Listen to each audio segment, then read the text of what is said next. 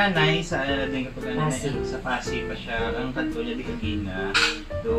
ano gid so nagil maglakat-lakat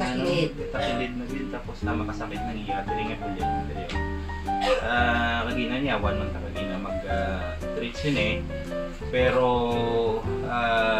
turns out nga ang problema niya galit siya sa may scoliosis niya tapos nakambal niya di kagina sciatica nulog yung sciatica pero syempre pangitaon pa kundi naghahalin ng problema niya gito to kagina as in sa may lumbar niya isa lang ito katulaan nga ano na gatiko mo to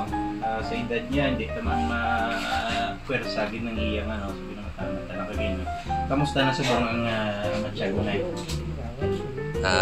okay na may dyan pa man pero at least itong ako nagiging yung pagbago para kagina ano magtindog ako para ginamo kasi makatindog ako padaan hindi ako pada kabuti ka po may nanay ako anay kada ka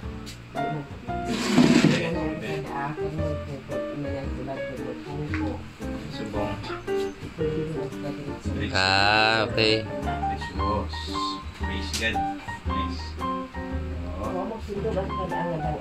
ano paano hindi ako pada magtindog nagakiwi ka nagakiwi gid nga kasi hindi ako pada diretso ka pungko mo ina na ako ano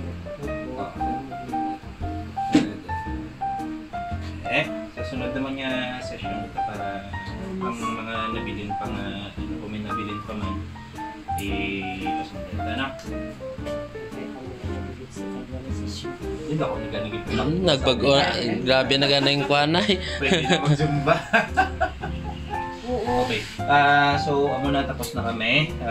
kapag may mga same case kung hindi kay nanay or kung ano man may mga case i-ano nyo lang diladyo lang din or i-consult nyo lang tanong ko pwede kami